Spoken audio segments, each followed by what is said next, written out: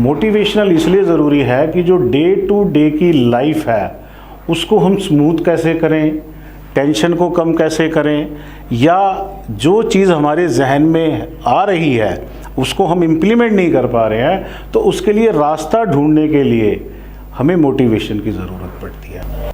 जहाँ तक सवाल आता है कि भाई समस्याओं को सुलझाने की प्रक्रिया वो हमें जीवन में सीखनी होगी।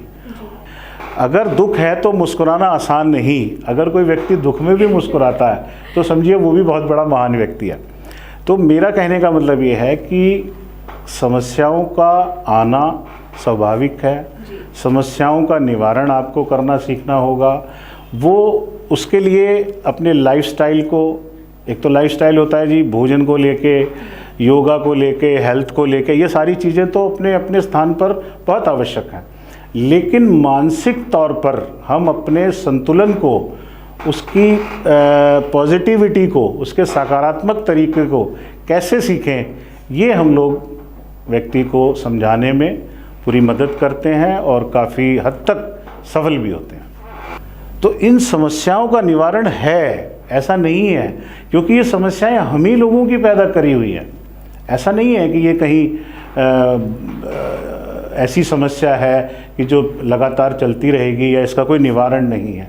जिस दिन हम इस समस्या का निवारण करने का मन बना लेंगे, उस दिन माँ बाप को बहुत ज़्यादा परेशान होने की ज़रूरत नहीं है। पारिवारिक मेलजोल की बात अगर मैं करूं, पेरेंटल वैल्यूज़ की मैं बात करूं, या जो हमारे परिवार के अन्य सदस्य हैं, इन सब चीज़ों पर भी बहुत हद तक निर्भर करता है।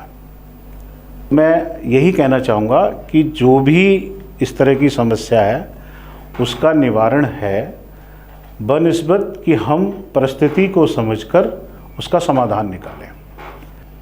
जब हम किसी से कंपैरिजन, जैसे कई दफ़ा मैं देखता हूँ बहुत से लोग कहते हैं तुम्हारे बस की कुछ नहीं है, देखो फलाने का बच्चा इतनी आगे निकल गया।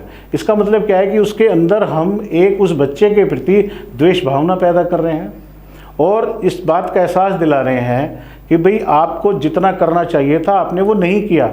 लेकिन मेरा विचार यहाँ ये कहता है कि हर व्यक्ति की अपनी अपनी एक क्षमता है